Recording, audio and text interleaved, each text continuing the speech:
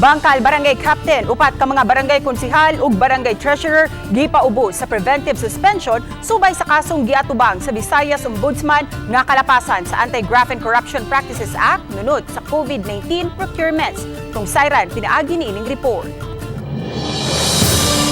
Sukad niya itong Mayo 25, si Kagawa Giovanni Dungog ang nagsilbing akting punong barangay sa Barangay Bankal. Kini human gipatuman niya itong Mayo 24 ang 60 kaadlaw nga preventive suspension. Bato kang Bankal Barangay Captain Eduardo Cuizon, upat ka mga barangay councilors nga sila si Regino Cuizon, Cleofas Quijano, Manuel Quizon ug Mariano Inot ug Barangay Treasurer Crisanta Inot. Matod ni Lapu-Lapu City Attorney James Saison nga Agosto pa sa miaging tuig gi-refer kini sa Ombudsman ngadto sa sanggunian ug gikatahong miduso si Kapitan Cuizon ug motion for reconsideration. I think few weeks ago nakadawat ta og denial nga ang naay jurisdiction will be nasangguniang panglungsod. So gipatubag si Kap Eddie, patubag siya sa ipa-file siya verified answer. Pag-file niyang answer, the issues were joined. And sa pagtimbang-timbang sa konseho, doon na igong basihan nga maibutang siya og preventive suspension together with the back members. Kay si Dungog na lang ang nahabiling barangay official ubos sa balaod, dili na makatransact og business ang barangay kay wala may quorum.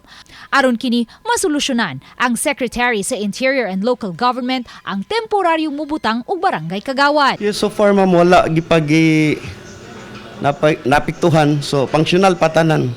Sa kabag-o pa sa kuan sa sitwasyon, okay ra ang dagan gyapon.